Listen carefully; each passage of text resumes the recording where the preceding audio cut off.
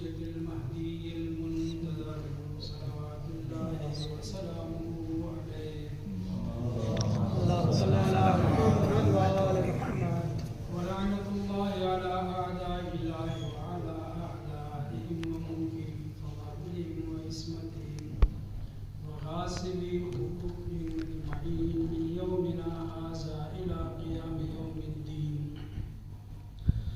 أما بعد فقد قال الله الحكيم في القرآن المجيد وهو أصدق القائلين وقوله الحق. بسم الله الرحمن الرحيم.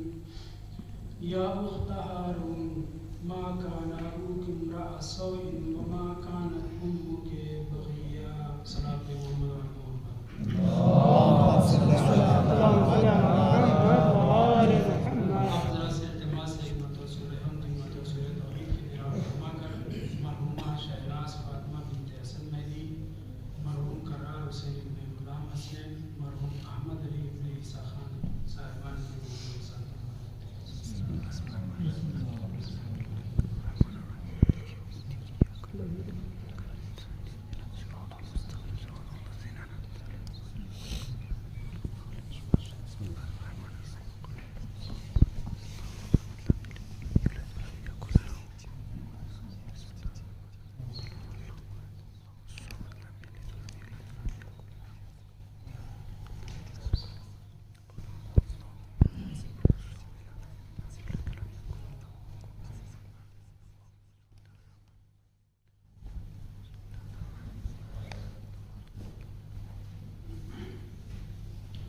صلاة محمد وعلى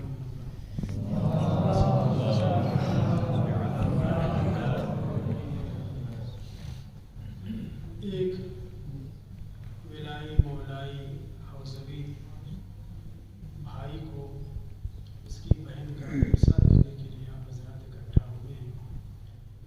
اس لیے میں نے بہن اور بھائی خاص طور سے بہن کے عنوان سے آج گفتگو کرنے کے لیے سوچا ہے. بہنیں بہت سی گزری ہیں تاریخ میں، نامور بہنوں کی بات ہو رہی، ورنہ ہر بہن بھائی اس عنوان سے خارج نہیں ہے. نامور بہنیں، نامور بھائی کچھ ہی گزرے ہیں. ان نامور ہستیوں میں سے ایک ہستی کہ جس کے لیے قرآن مجید نے باقاعدہ سے بھائی کے ساتھ باپ کا بھی تذکرہ اور ماں کا بھی تذکرہ کیا ہے.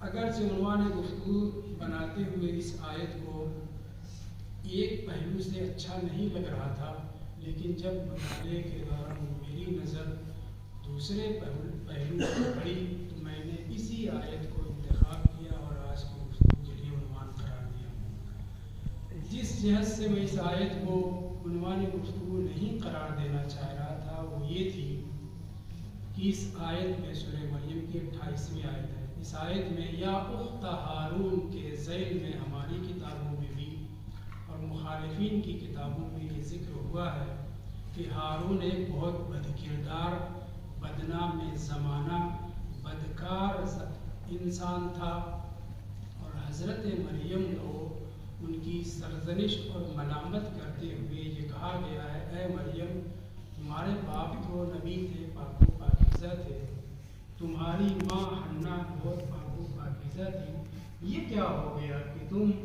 ہارون کے مانند ہو گئے، ہارون کی بہن ہو گئی. اس ہارون کی بہن کہ جو بدنام زمانہ ہے، ایک بدکاری میں وہ مشہور ہے، آپ نے ایسا کیوں کیا؟ یہ بیٹا کہاں سے آ گیا؟ ابھی تو آپ کی شادی نہیں ہوئی ہے.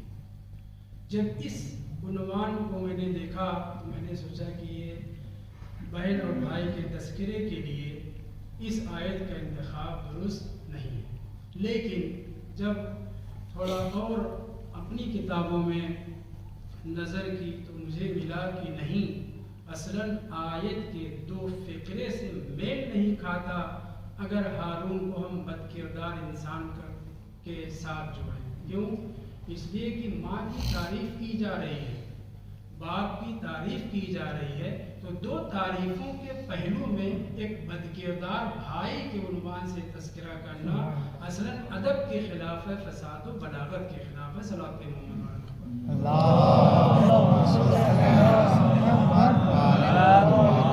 یا اخت ہارون، اے ہارون کی بہن، ما کانا ابوک امرأ سوء، تمہارے باپ بھی برے انسان نہیں تھے، بہت اچھے انسان تھے، نبی تھے عمران علیہ السلام۔ وما کانت امک بغیہ، اور آپ کی مادر گرامی بھی اچھی تھی، حنہ بہت زیادہ پاک و پاکیزہ تھیں، ان کو بشارت خدا کی طرف سے دی گئی تھی، وہ باغیہ عورت میں سے نہیں تھیں، وہ جھنڈے والی عورتوں میں سے نہیں تھیں۔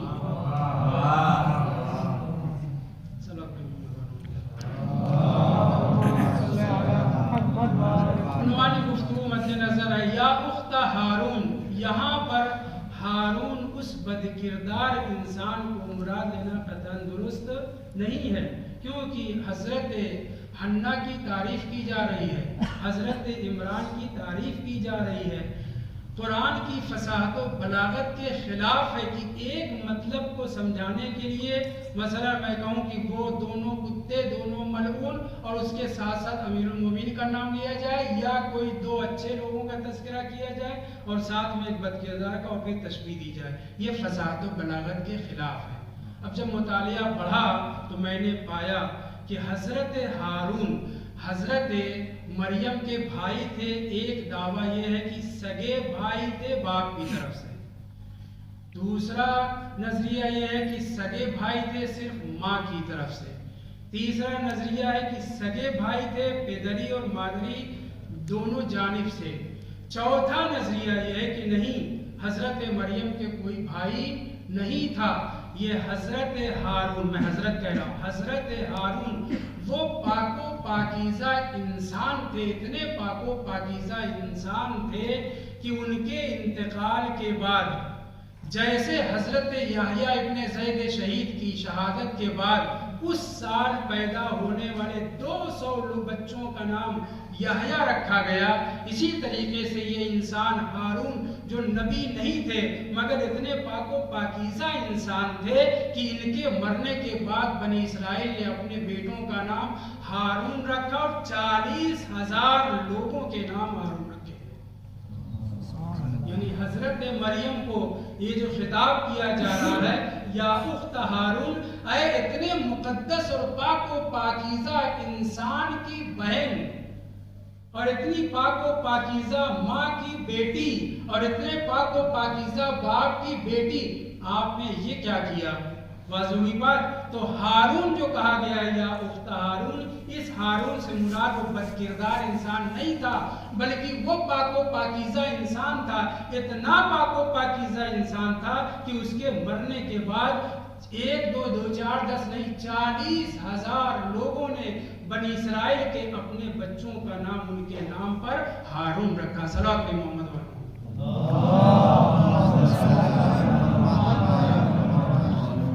تو یہاں پر جب یہ میں نے بات دیکھی تو میں نے کہا اب اس آیت کو عنوان گفتگو قرار دینا بہت ہی مناسب ہے کہ بھائی کو پرسہ دینا ہے ایسی بہن کا کہ جو پاک و پاکیزہ تھی، مولائی تھی، شیعہ تھی، مومنہ تھی۔ توجہ چاہتا ہوں تو حضرت مریم علیہ السلام کی جن کو جناب رسول خدا صلی اللہ علیہ وآلہ وسلم کی زوجیت کا شرف ملے گا، یہ میں آپ کے سامنے گفتگو کر چکا ہوں۔ حضرت خدیجہ کا آخری وقت تھا، حالت احتضار میں تھی، جناب رسول خدا نے اس حالت احتضار میں ایک عجیب و غریب، بظاہر عجیب و غریب بات کہی، اے خدیجہ آپ جنت کو جا رہی ہیں، میری طرف سے آپ جا کر کے سلم علی ذرائر کے، آپ کی جو ہو فارسی میں بولتے ہیں ہو، اردو میں سوت، اپنی سوتوں کو جنت میں جا کر کے میرا سلام کہہ دیجئے گا۔ جناب خدیجہ نے جب یہ سنا، حالت احتضار ہے کہ میں اپنی سبت لوگوں کو آپ کا سلام کہہ دو تو وہ کہیں کون ہے؟ تب جناب رسول خدا صلی اللہ علیہ وآلہ وسلم نے فرمایا تھا حضرت مریم حضرت عیسیٰ کی مادر گرامی میری زوجیت میں آئیں گی۔ وجہ کیا ہے؟ کبھی اور حضرت آسیہ بنت مزاحم فرعون کی زوجہ، انین تھا، نامرد تھا کافی اتنا، ان کو یہ شرف ملے گا، ایک نبی کی پرورش، حضرت موسیٰ علیہ السلام کی پرورش کا صلہ انہیں ملے گا کہ جناب رسول خدا کی زوجیت پائیں گے۔ اور تیسرے ایک بہن کہ جس نے دو مورد، دو بات بہت اہم ہے، صلی اللہ علیہ محمد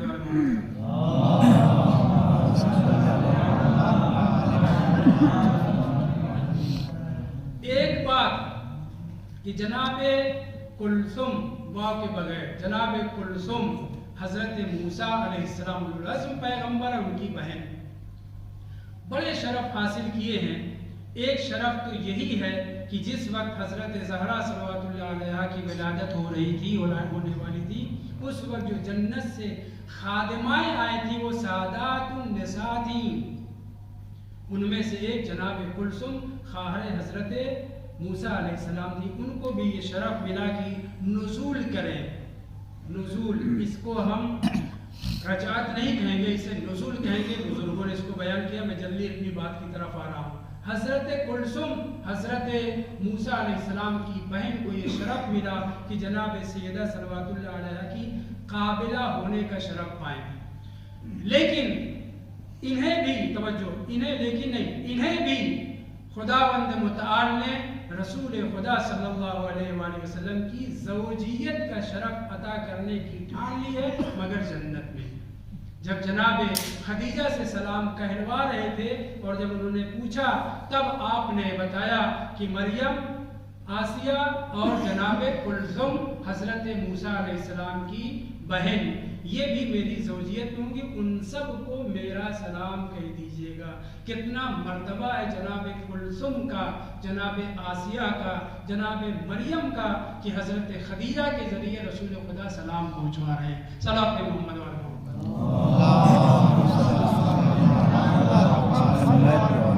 ایک ظاہری خدمت جناب کلثوم کی یہ ہے کہ جب حضرت یوگابد، حضرت موسیٰ کی مادر گرامی، کئی نام ذکر کیا گیا، ایک یہ یوگابد، حضرت موسیٰ کی مادر گرامی بہت پریشان تھی، وحی ہوئی بیٹے کو موجوں کے حوالے کر دیجئے، ماں ہے پریشان ہے، موجیں تھپیڑے کھا رہی ہیں، عام نہر کی طرح سے نہیں، نیل جس کے اندر موجیں بڑی بڑی اٹھتی تھیں، لیکن اس کے باوجود حکم تھا، حکم کے مطابق عمل کیا، بیٹا جا رہا ہے۔ بہن سے حضرت یوگابد نے کہا کس سے؟ کلثوم سے، اے میری بیٹی جاؤ۔ قرآن مجید کی آیت ہے، قصی ہے، یعنی پیچھے پیچھے اثر کو دیکھتے ہوئے کہاں کہاں یہ تابوت جھولا تھا، اب تابوت کہہ لیجیے، لفظ تابوت استعمال ہو، کہاں کہاں جا رہا ہے؟ حضرت کلثوم جا رہی ہیں، اور یہاں تک کہ وہ پورا واقعہ کہ کیسے حضرت موسیٰ علیہ السلام کے اوپر حرمنا علیہ المراضع، اختصاصی حکم تھا، وقتی حکم تھا حضرت موسیٰ کے لیے، ساری خواتین کو، ساری دودھ پلا سکنے والی خواتین کو ہم نے حرام قرار دیا، کس لیے؟ تاکہ حضرت موسیٰ اپنی ماں کی آغوش میں پہنچ سکے۔ حضرت کلثوم جا رہی ہیں اور پھر آخر میں وہ وقت آیا، خدمت کی کتنی دور تک گئیں، کتنا اپنے بھائی کی حفاظت کرنے کے لیے، بہرحال وہ وقت آیا کہ آپ نے کہا هل ادلکم علی اہل بیت یکفلونہ، کیا میں آپ لوگوں کی ایسے خاندان، ایسے گھر والوں کی رہنمائی نہ کر دوں کہ جو ان کی کفالت کریں اور یہ دودھ پینے لگے؟ پورا واقعہ اپنی نگاہوں کے سامنے ہے۔ بالآخر حضرت مریم، حضرت کلثوم کی وجہ سے حضرت یوگابد اپنے لاڈ حضرت موسیٰ کو دودھ پلانے میں اور دوبارہ دیکھنے میں، دیدار کرنے میں کامیاب ہوگی۔ ایک خدمت ایک بہن کی اپنے بھائی کی نسبت یہ ہے۔ دوسری بڑی خدمت، کیوں رسول خدا کی زوجیت کا شرف پائیں گی؟ کون سا ایسا عنوان ہے کہ جس کی وجہ سے دیکھیے، اگر کسی کی شادی کہیں ایسی جگہ لگے جو بہت خاندان کے اعتبار سے بھی اعلیٰ شرف و مرتبہ ہو، اور اگر پیسہ ہو، آج کل شادی کا مسئلہ چل رہا ہے یوٹیوب وغیرہ پہ آپ لوگ دیکھ رہے ہیں، پیسہ بہت زیادہ ہو تو وہ خاتون جو زوجیت میں آ جاتی ہے وہ اپنے کو رانی سے کم نہیں سمجھتی۔ ایک بندہ جسے تکبر کی بنیاد پر خداوند متعال نے ایک قدر انسان کے قد و قامت کے مطابق زمین میں دھسا دیا، تھوڑے ایک دن میں، دوسرے دن دوسرے قد و قامت کے مطابق دھسا دیا، تیسرے دن ایک انسان کے قد و قامت کے مطابق دھسا دیا، یہ سلسلہ جاری رہا۔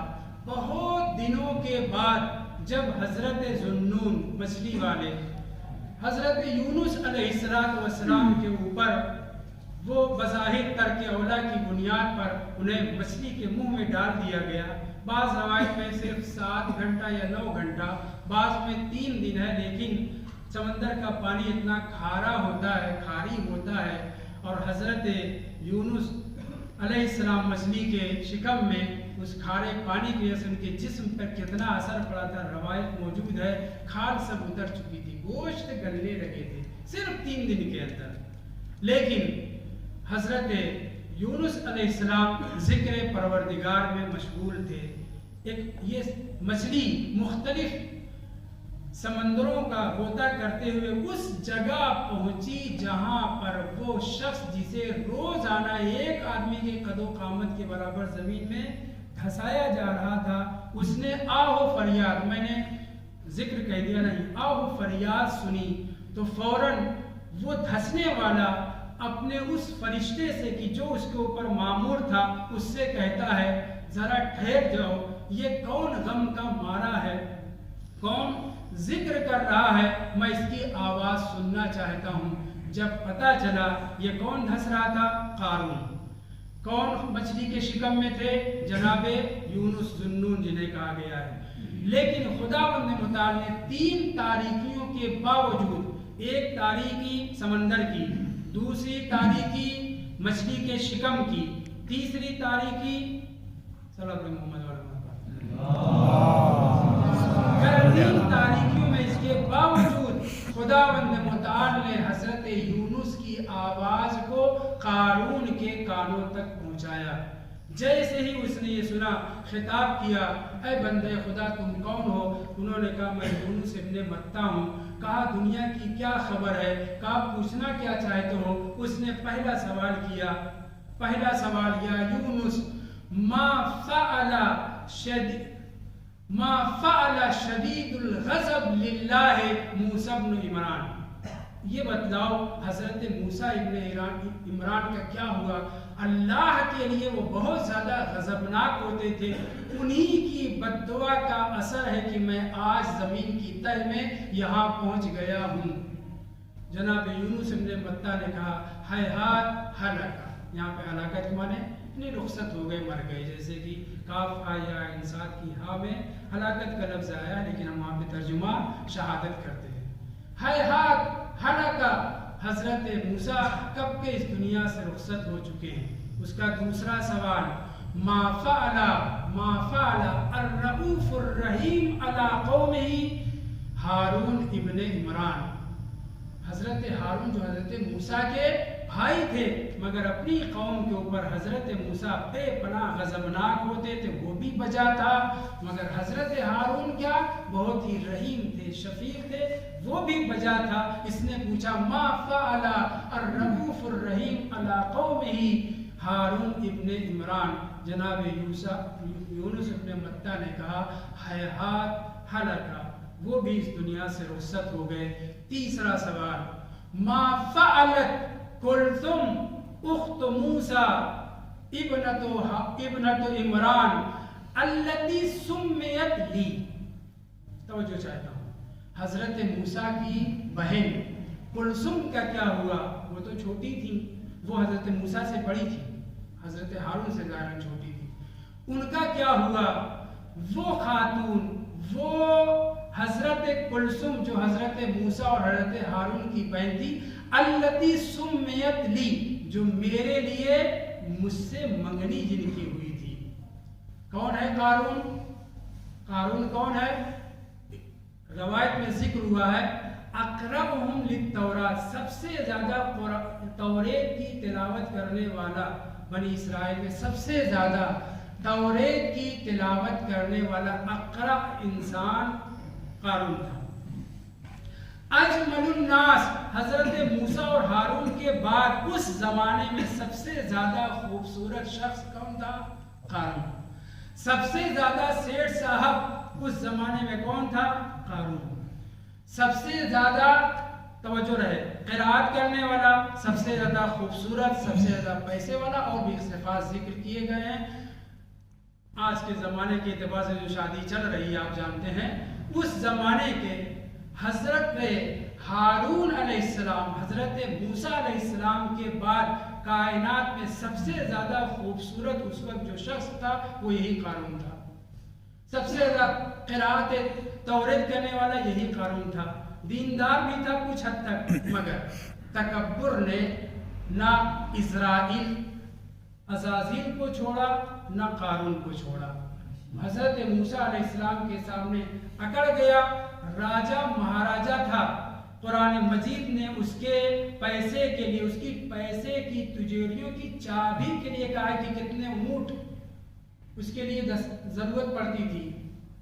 मैं इस मतलब की तरफ आना चाहता हूँ कि हज़रत कुलसुम जो हज़रत मूसा जैसे उलरज़्म पैगम्बर नबी की बहन थी, उन्होंने भाई की भी खिदमत की और रानी बनते बनते रह गई। इससे ज़्यादा क्या? कायनात की सबसे बड़ी खातून माली एतबार से होती, मगर हज़रत कुलसुम ने शादी नहीं की। भाई की मदद और इतनी बड़ी कुर्बानी देना कह लीजिए। जनाब रसूल खुदा सल्लल्लाहु अलैहि वसल्लम इरशाद फरमाते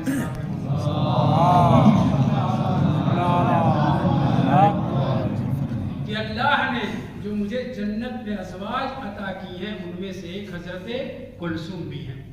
हो सकता है, एहतिमाल दिया जा सकता है कि इन कुर्बानियों के मुकाबले में एक कुर्बानी ये भी थी कि वो रानी होती, कायनात की सबसे बड़ी पैसे वाली होती, शाहजादी होती, वगैरह वगैरह। अल्लाह ने उसके बदले में, और भी वजह है, उसके बदले में रसूल खुदा की ज़ौजियत से नवाजा। सल्लल्लाहु अलैहि वसल्लम।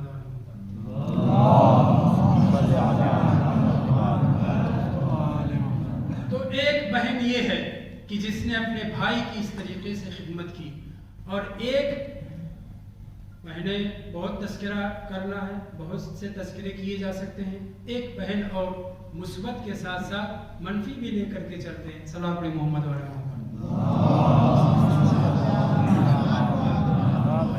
अमीरुल मोमिनीन अलैहिस्सलाम ने बहुत से मकामात पर, बहुत से मवारिद में 70 से ज़्यादा ख़त मिलते हैं कि इमाम ने मुआविया को ख़त लिख करके उसको समझाना चाहा। ख़ास तौर से रसूल खुदा की रहलत और ये 25 साला जब्बारों की हुकूमत का ख़ात्मे के बाद ख़त व किताबत का सिलसिला शुरू हुआ। तवज्जो,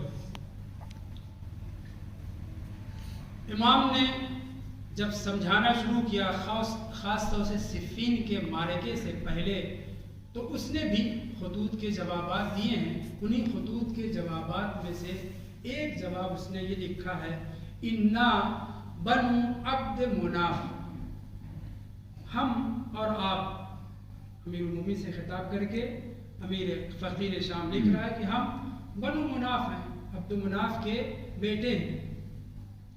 हम में बराबरी पाई जाती है। लैसा, लफ्ज़ों पे गौर करिए, लैसा लिबाज़ना अला बाज़ फ़ज़्ल, किससे कह रहा है? अमीरुल मोमिनीन इस्लाम को ख़त लिख करके। लैसा लिबाज़ना अला बाज़ फ़ज़्ल, हम में एक दूसरे के ऊपर कोई फजीलत नहीं है, बराबर है हम सबके साथ। मौला व मुआविया किताब भी है। हम क्या है? एक ख़ानदान से हैं, हमारी ऊपर जा करके एक जगह हो जाते हैं, एक ख़ानदान से हैं, एक शजरे से हैं, एक हसब व नसब से हैं, लिहाजा हम में और आप में बराबरी पाई जाती है। लैसा लिबाज़ना अला बाज़ फ़ज़्ल, हम में एक दूसरे के ऊपर किसी को बरतरी हासिल नहीं है। ये फ़िक्रा अमीरुल मोमिनीन इस्लाम को अपने लफ्ज़ों में कहूँ, ایسا امام کو یہ فقرہ چبھا شاید یہاں پہ مناسب نہ ہو، ایسا لگا کہ امیر المومنین نے بہت کچھ لکھا۔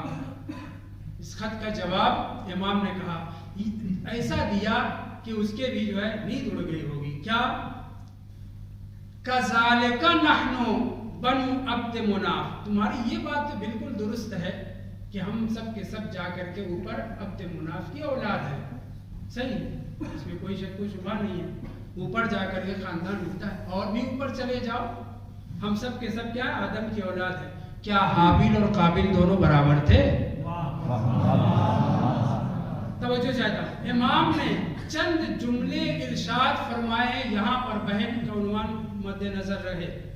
امام نے یہ لکھنے کے بعد صحیح تم نے کہا کہ ہمارا خاندان اوپر جا کر کے ملتا ہے، لیکن اس کا مطلب یہ نہیں ہوتا کہ قابل اور حابیل برابر ہو جائیں۔ حضرت ابراہیم علیہ السلام بھی حضرت آدم کے فرزند ہیں، نمرود بھی حضرت آدم کا فرزند ہے، موسیٰ بھی حضرت آدم کے فرزند ہے، فرعون بھی حضرت آدم کا فرزند ہے۔ تم نے یہ کیسے کہہ دیا لیس لبعضنا علی بعض فضل؟ اس کا جواب دیتے ہوئے امام امیر المومنین علیہ السلام نے فرمایا لیس امیہ کا ہاشم، ہمارا اوپر خاندان مل رہا ہے تو ملے، لیکن ہم میں برابری نہیں ہے، حضرت ہاشم کے برابر امیہ نہیں ہو سکتا، ولا حرب کا عبد المطلب، اور عبد المطلب کی برابری تیرا دادا حرب نہیں کر سکتا، ولا ابو سفیان کا ابی طالب، اور ابو طالب علیہ السلام کی برابری ابو سفیان کر سکتا ہے، تیرا باپ کر سکتا ہے، تو نے یہ کیسے کہہ دیا؟ ہم میں ایک دوسرے خاتم المرسلین حضرت محمد مصطفیٰ کو مبعوث کیا ہے، اور تیرے خاندان میں تیرا جو جہاں شجرہ ملتا ہے وہاں سے امیہ کی اولاد میں سے المکذب، اختلاف پایا جاتا ہے کہ اس مکذب سے کون مراد ہے۔ ہمارے بزرگوں نے کہا اس سے مراد ابو جہل ہے، تیرا شجرہ ابو جہل سے تعلق رکھتا ہے، میرا شجرہ جناب رسول خدا سے تعلق رکھتا ہے، ہم میں نبی ہیں، تم میں مکذب نبی ہے۔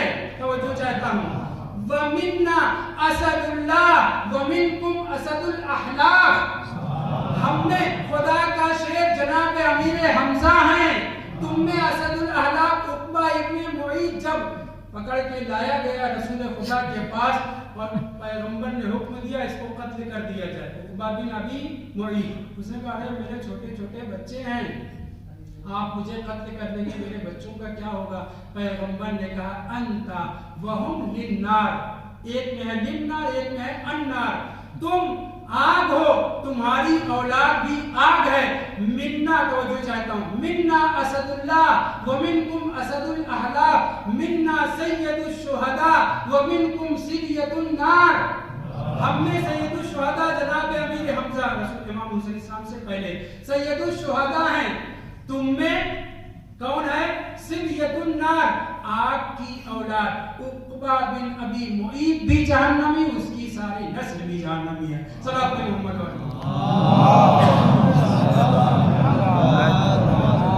جہاں پہ فقرہ میں نے بدل دیا، منا سیدہ شباب اہل الجنہ ومنکم صبیان النار، تم ہمارے درمیان پائے جاتے ہیں جنت کے جوانوں کے سردار امام حسن اور امام حسین علیہ السلام، اور تمہاری جو اولاد ہے وہ سب کے سب جہنمی ہیں، عقبہ، عتبہ، عتیبہ، شیبہ سب کے سب واسطے جہنم ہوئے۔ صلوات محمد اور محمد۔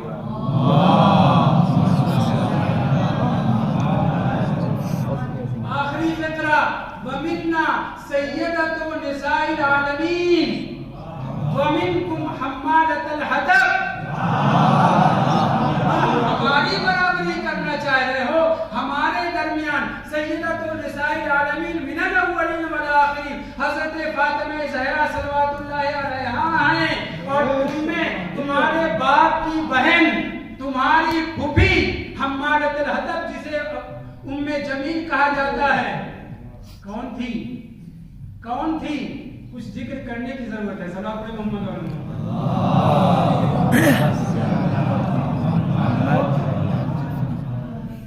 تاریخ میں مخالفین نے بھی لکھا ہے کہ رسول خدا صبح کے وقت جب نکلتے تھے جماعت پڑھانے کے لیے रात को भी जागती थी, सुबह में भी पहुंचती थी कांटा वगैरह लेकर के, जिधर से रसूल खुदा का गुजर होता था।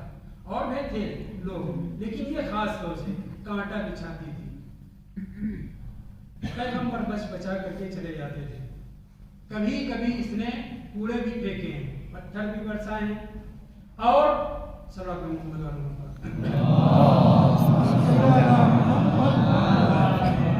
ख्याल रखूंगा, सल्लल्लाहु अलैहि वसल्लम।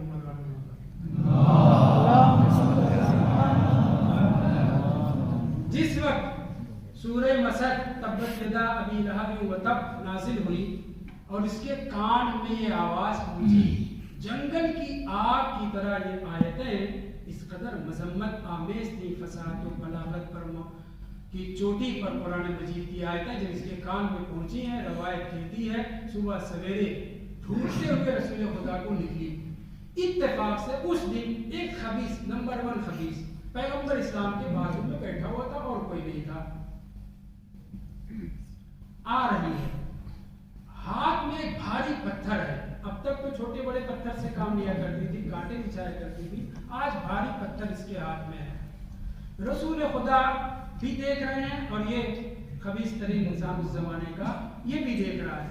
या रसूल अल्लाह, ये जो आ रही है इसके तेवर बतला रहे हैं कि रोज जैसे नहीं है। खाज़िबा वाजिदा, बेपनाह गुस्से में भरी हुई है। पैगंबर ने कहा, ऐ फलां, तुम परेशान ना हो, वो आ रही है ना, वो मुझे देख भी नहीं पाएगी। बिल्कुल बगल में बैठे हुए हैं रसूल खुदा और वो उनके बगल में बैठा हुआ है। पैगंबर ने कहा, वो आ रही है ना, लेकिन मुझे वो देख भी नहीं पाएगी। आई, करीब पहुंची। जबना अभी कुहाबा ऐन साहिबुक, पैगंबर बिल्कुल बगल में बैठे हुए हैं। पूछ रही है, तेरा साहिब, तेरा साथी रसूल खुदा कहाँ है? लौ वजदतुहु लौ रअयतुहु लरमैतु बिही, अगर मैं उनको पा जाऊं ना तो इस पत्थर से उनको, अब पता नहीं जलबला करके क्या लफ्ज़ इस्तेमाल किया होगा, मैं क्या तर्जुमा करूं, बस यही तर्जुमा कर दो, इस पत्थर से उनको मार डाल। कहाँ है ऐन साहिबों का? इस मौके पर इस मलऊन ने एक जुमला कहा, है सो शाह अल्लाह, जहां खुदा चाहे वहां रसूल खुदा है।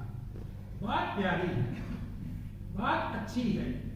तो क्या उसे यकीन था, क्या उसे यकीन था कि ये मोजज़ा है? तवज्जो चाहिए। क्या उसे ये यकीन था कि ये रसूल खुदा मोजज़ाती तौर पर निगाहों से ओझल है? नहीं। दलील क्या है? जब जनाब जाफर तैयार हबशा की तरफ जा रहे थे 80 लोगों, औरतों मर्दों के साथ, और वहां पर जंगे खैबर के मौके पर वापसी आने का मसला था, और रसूल खुदा ने हिजरत की थी, तो गार में आपने ये फरमाया था कि जनाब हमजा की कश्ती इस वक्त पना समंदर में है, लहरा रही है। कहा, आप रसूल खुदा देख रहे हैं? कहा, हाँ देख रहा हूँ, क्या तुम भी देखना चाहते हो? हाँ। रसूल खुदा ने चेहरे पे हाथ फेरा। क्या देखा? समंदर कहाँ, अफ्रीका के करीब कश्ती, और उसमें असहाबे रसूल खुदा और वो खवातीन और मर्द सब के सब हैं कि जो हबशा में पनाह लेना चाहते हैं। उस वक्त रवायत मौजूद है हमारे यहाँ, उस वक्त इस मलऊन ने इस मंजर को देखने के बाद दिल में ये कहा था, अब तक तो मैं समझ रहा था कि ये मोहम्मद जादूगर है, आज मेरे लिए भी पक्का हो गया कि बहुत पक्के जादूगर है। हजरत हमजा, हजरत जाफर तैयार की कश्ती, उसको देखने के बाद ये कह रहा है, अब मेरे दिल में एकदम पुख्ता यकीन हो गया है कि ये मोहम्मद क्या है, बहुत बड़े जादूगर है। आज कह रहा है इंशाअल्लाह अल्लाह, जहां जैसे खुदा चाहे वहां हजरत रसूल खुदा हैं। ये कह के उधर हमारा अदब की गुफ्तगू हो रही ना, उम्मे जमील नाम था, लेकिन वो जमील थी नहीं। सल्लल्लाहु अलैहि मोहम्मद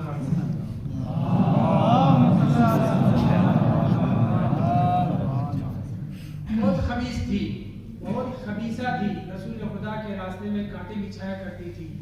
اب سے پہلے بہت کچھ رسول خدا کو اذیت پہنچا چکی تھی، زبان سے بھی عمل کے ذریعے سے بھی، لیکن آج ملعون اول سے کہتی ہے کہ تمہارے صاحب نے جو میری توہین کی ہے تو وہ سمجھتے ہیں کہ وہی فصاحت و بلاغت کے اوپر معیاری کلام پیش کر سکتے ہیں، تبت یدا ابی لہب وغیرہ۔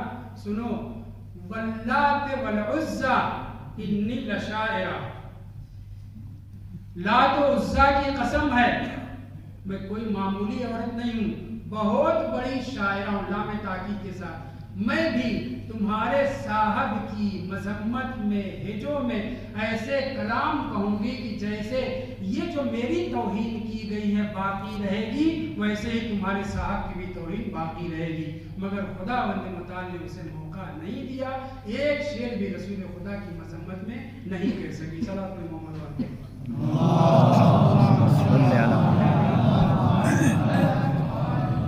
ایک دن معاویہ نے چٹکی لی، کہ میں واقعہ ذکر کر چکا، اشارہ کر کے آگے بڑھنا چاہتا ہوں۔ کس کی بہن تھی؟ ابو سفیان کی۔ معاویہ کی کیا لگے گی؟ پھوپھی۔ اپنی پھوپھی پہ اس کو ناز کرنا چاہیے تھا، ناز نہیں، بہت توجہ چاہتا ہوں۔ جناب عقیل آنکھیں جا چکی ہیں لیکن بڑے حاضر جواب تھے۔ ایک مرتبہ اپنے اصحاب کے ذریعہ فقیر شام نے کہا کہ آج ان کو ہنساتے ہیں، ہنسانے میں ان کی توہین کرتے ہیں۔ پلٹ کر کے کہتا ہے یہ بتلاؤ اے عقیل، تمہارے چچا، سگا رشتہ ہے، تمہارے چچا جہنم میں کہاں ہوں گے؟ تمہارے چچا جہنم میں کہاں ہوں گے؟ وہ تو سمجھ رہا تھا کہ یہ ابھی کچھ نہ کچھ ایسی بات بولیں گے، ہنسی مذاق ہوگی۔ جناب عقیل نے کہا دیکھو، جہاں تمہاری پھوپھی وہاں میرے چچا۔ ام جمیل کون تھی؟ حضرت کون تھی؟ ابو لہب کی بیوی تھی۔ جہاں تمہاری پھوپھی وہاں میرے چچا، مگر ناکح اور منکوح میں فرق ہے۔ نکاح جانتے ہیں نا، نکاح کے معنی زخم لگانے کے، تفصیل نہیں بتا رہا۔ جہاں تمہاری پھوپھی وہاں میرے چچا ہوں گے، جب تم جہنم میں داخل ہونا تو دیکھ لینا ان الناکح رکبا علی الملکوحۃ فی النار، بائیں سائڈ میں تم دیکھ لینا تمہاری پھوپھی کے اوپر میرے چچا صلوات اللہ۔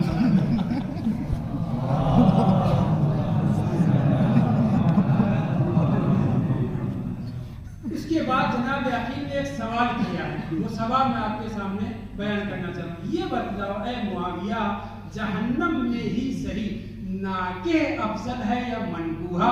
اس نے بردستہ کہا کلاہما شر واللہ ہے۔ کیا میں جواب دوں؟ دونوں شر ہیں۔ صلوات محمد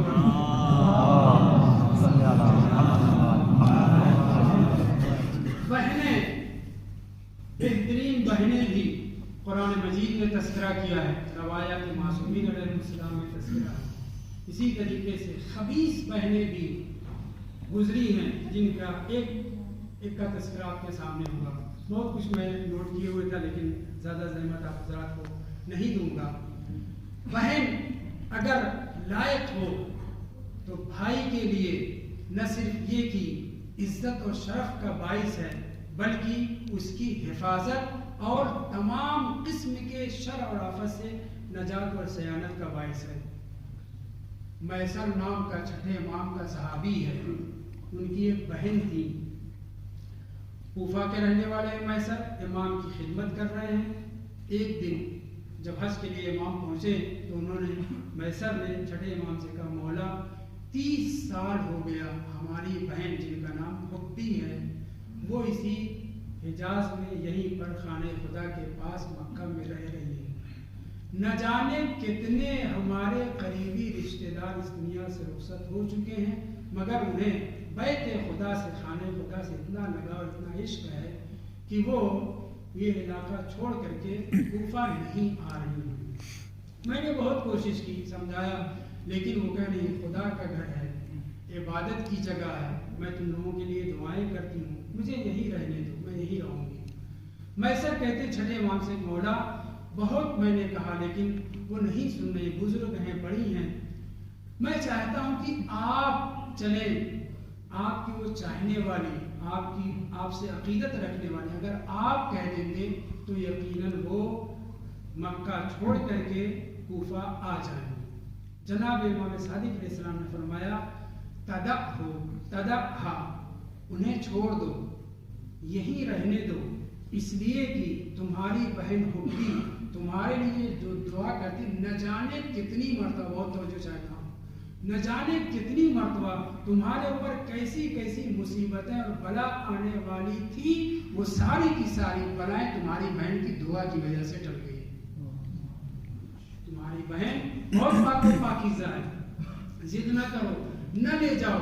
لیکن انہوں نے کہا مولا ٹھیک ہے کہ وہ دعا کرتے ہیں ہمارے لیے، ہم محفوظ رہتے ہیں، لیکن ابھی بھی خاندان کے بہت سے لوگ ہیں، وہ بھی پابرکاب ہیں جنت میں جانے کے لیے. میں چاہتا ہوں کہ آپ ایک دو مرتبہ کے لیے، کچھ دن کے لیے ہی صحیح ہمارے ساتھ چلیں.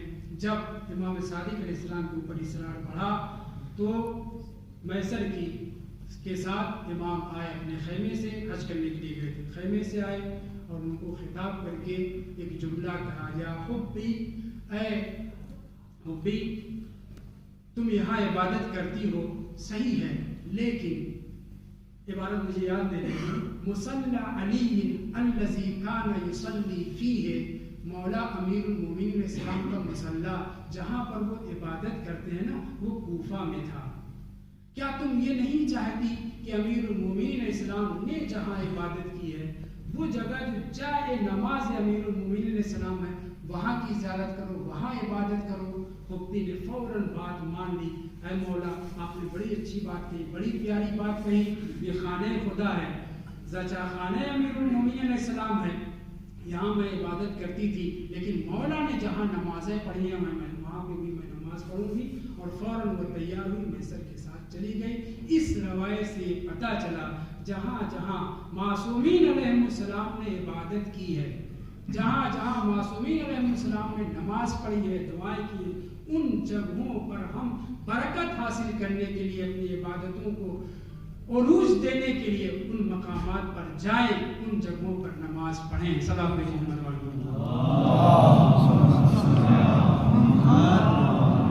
امام کے کہنے پر یہ خاتون آمادہ ہو جاتی ہے، تیار ہو جاتی ہے، اور وہ علاقہ جو خدا کا گھر ہے مکہ، جہاں پہ خانہ خدا ہے، 30 سال تک اجاگری کرنے کے بعد چھوڑ دیتی ہے امیر المومنین علیہ السلام کے مصلی، اور اس جائے نماز پر نماز اور عبادت کرنے کے لیے جہاں امیر المومنین عبادت کیا کرتے تھے. بس عزیزوں، میں نے آپ لوگوں کی زحمت تمام کی، ایک بہن کا اور تذکرہ کر کے آپ کو آپ کی زحمت اور رحمت دونوں تمام کروں گا. جناب حضرت ابوالفضل عباس علیہ السلام فرات میں اتر گئے تھے، مشکیزے میں پانی بھر لیا تھا، چلوں میں بھی پانی لے لیا تھا. یہ ہم برابر پڑھتے اور سنتے رہتے ہیں، یہ حقیقت ہے. لیکن صرف حضرت ابوالفضل عباس ہی نہیں فرات میں اترے تھے. روایت موجود ہے، معتبر کتابوں میں موجود ہے کہ امام حسین علیہ السلام جب لشکر کے اوپر حملہ کرتے ہوئے آگے بڑھتے، جب بھی رخ کرتے تھے فرات کی طرف، ساری فوجیں سمٹ کر کے امام کو روک لیا کرتی تھی، حائل ہو جایا کرتے تھے. لیکن اس کے باوجود وہ وقت آیا کہ امام حسین علیہ السلام دشمنوں کو قتل کرتے ہوئے 4000 کا لشکر جو زبیدی حجاج کے ساتھ وہاں پہ تعینات تھا، اس کو بھی کاٹ پیٹ کر کے برابر کیا. روایت کہتی ہے امام حسین علیہ السلام فرات میں اتر گئے، اور وہاں پہنچنے کے بعد ایک فقرہ یہ ہے کہ گھوڑے نے خود ہی اپنا سر پانی کی طرف کیا مگر پیا نہیں. یہ منظر امام حسین علیہ السلام نے دیکھ لیا، کہا انا عطشان وانتا عطشان. پھر قسم کھا کر کے امام قسم کھا کر کہہ رہے ہیں، اے میرے گھوڑے، جب تک تو نہیں سیراب ہوگا نا، میں حسین سیراب نہیں ہوگا. گھوڑے نے اپنا سر اٹھا لیا، سمجھ گیا مولا نے قسم کھائی تھی کہ جب تک تو سیراب نہیں ہوگا نا، میں بھی سیراب نہیں ہوگا. سر اٹھا لیا، دیکھیے گا ایک روایت میں ہے کسی فقرے میں فمد الحسین علیہ السلام یدہ الی الماء، شاید اپنے بھائی کے عمل کو دہرانا چاہ رہے تھے، لوگوں کو جتانا چاہ رہے تھے، دشمنوں کو بتانا چاہ رہے تھے جیسے میرے بھائی نے فرات پر قبضہ کر لیا ویسے میں حسین بھی فرات پر قبضہ کر رہا ہوں۔ فمد یدہ الی الماء فاغترف غرفۃ، امام نے چلو میں پانی لیا، جو پینا چاہ رہے تھے، بھائی مارا جا چکا ہے، بیٹے مارے جا چکے ہیں، نہیں فمد یدہ الی الماء فاغترف غرفۃ، ایک چلو میں پانی لیا۔ ایک روایت یہ ہے کہ گھوڑے نے کہا، ایک روایت یہ ہے کہ گھوڑے نے کہا اے مولا کیا آپ پانی پی لیں گے؟ آپ کے بھائی عباس پیاسے مریں گے۔ دوسری روایت یہ ہے نادا فارس، فرس نہیں فارس، لشکر یزید کا وہ سپاہی جو قریب پہنچ گیا تھا نا، اس نے کہا یا ابا عبداللہ انت ترید ان تشرب الماء، آپ پانی پینا چاہتے ہیں اور آپ کے خاندانے کے اوپر، آپ کے اہل حرم کے اوپر حملہ ہو گیا ہے۔ روایت کہتی ہے مولا نے پانی کو ویسے ہی فرات سے پھاڑ دیا جیسے بالخود نے عباس علیہ السلام جنگ کرتے ہوئے سامنے فوج جو آج گئی تھی اس کو ہٹاتے ہوئے قریب پہنچے خیمے، فَإِنَّ الْخَيْمَةَ سَالِمَةٌ، تو دیکھا خیمہ سلامت ہے۔ ایک مرتبہ پھر جناب زینب کے پاس پہنچے، اہل حرم کے پاس پہنچے، یہ رونے کی کیا وجہ ہے؟ مولا آپ جناب زہرا، جناب زینب صلوات اللہ علیہ ایک فقرہ کہتی ہے جو جناب سکینہ کی طرف بھی منسوب ہے لیکن جناب زینب کی طرف بھی منسوب ہے، کہتی ہے یا ابا عبداللہ یا اخی ردنا الی حرم جدنا، اب جب مرنے کے لیے جا رہے ہو نا تو ہمارے حرم کو ہمارے نانا کے مزار میں پہنچا دیجئے، مدینہ پہنچا دیجئے۔ امام حسین علیہ السلام نے وہی جواب دیا لو ترک القطع لنام، یعنی اگر مرغے قطع کو چھوڑ دیا جائے تو وہ آرام کرے۔ اے زینب میں نقل آدم میں گر چکا ہوں، اب یہ امکان نہیں پایا جاتا۔ گفتگو ہے یہاں پر، میں اس گفتگو کو چھوڑتے ہوئے دو بات کہنا چاہتا ہوں۔ جب آخری رخصت ہو کر کے امام حسین علیہ السلام آگے بڑھے ہیں نا تو جناب زینب کو کچھ یاد آیا، آواز دیتی ہے محلا محلا یبن سہلا، اے ماں جائے تھوڑی دیر ٹھہر جائیے۔ وہ پھر اس کے بعد جو گفتگو ہے وہ میں آپ کے سامنے پڑھ چکا ہوں۔ آخر میں جب امام حسین علیہ السلام کے سوار کرنے کی باری آتی ہے نا تو داہنی طرف بائیں طرف دیکھتے ہیں، جناب زینب آگے بڑھتی ہے، رکاب کو تھامتی ہے، گھٹنے کو موڑتی ہے، امام حسین علیہ السلام کو سوار کرتی ہے۔ جب امام جنگ کرتے کرتے گھوڑے سے گر جاتے ہیں تو گھوڑے سے گر جاتے ہیں نا، وہ وقت آتا ہے کہ عمر سعد بھی عمر سعد کے پاس پہنچتی ہیں، تیزی کے ساتھ جناب زینب عمر سعد کے پاس پہنچ کر کے کہتی ہیں یا ابن سعد ایقتل ابو عبداللہ وانت تنظر الیہ، تو ایک زمانے میں امام حسین علیہ السلام کے دوستی کا دم بھرا کرتا تھا، تیرا دوست شہید کیا جا رہا ہے، اس کے اوپر لڑتے تلواریں چلائی جا رہی ہیں اور تو دیکھ رہا ہے۔ روایت کہتی ہے تو عمر ابن سعد ینحدر و یسیر علی خدیہ و لحیتہ، عمر سعد رو رہا تھا، داڑھی بھر چکی تھی آنسو سے، لیکن اس نے برداشت نہیں کیا، برداشت نہیں کر سکا۔ کیا چیز؟ جناب زینب کی فریاد کو برداشت نہیں کر سکا، منہ دے کر کے رونے لگا۔ اس کے بعد جناب زینب آتی ہیں اپنے بھائی کی طرف، اب جو بھائی کی طرف آتی ہے تو کیا دیکھتی ہیں؟ والحسین علیہ السلام جالس، امام حسین علیہ السلام اپنی پوری طاقت سمیٹ کر کے اب اٹھ کے بیٹھ چکے ہیں۔ میں کہوں گا مولا حسین یہ کون سا موقع ہے جو آپ اٹھ کر کے بیٹھ رہے ہیں؟ تو شاید مولا جواب دے کہ میری بہن میری مادر گرامی کی طرح سے اتنی عظیم الشان ہے کہ میرے اتنی نقاہتاری ہونے کے باوجود زینب کے آنے پر اٹھ کے بیٹھ گیا ہوں۔ ہاں عزیزو، اس کے بعد جناب زینب بھائی کے پاس آتی ہے، کچھ دیر گفتگو ہوتی ہے، جناب زینب کو समझा करके इमाम हुसैन अलैहिस्सलाम खैमे की तरफ भेजते हैं। बस जैसे ही जनाब ज़ैनब कुछ आगे बढ़ी कि इतने में सिमरा कहता है क्या देख रहे हो, इनको कत्ल कर दो। जैसे ही ये आवाज सुनी एक मर्तबा जनाब ज़ैनब मुड़ी और आने के बाद अलकत नफ्सहा अला जसद अखीहा, जनाब ज़ैनब ने अपने आप को भाई के ऊपर गिरा दिया। ए शिव, अगर मेरे भाई के सरवत में जुदाई करना चाह रहा है तो भाई से पहले नहीं।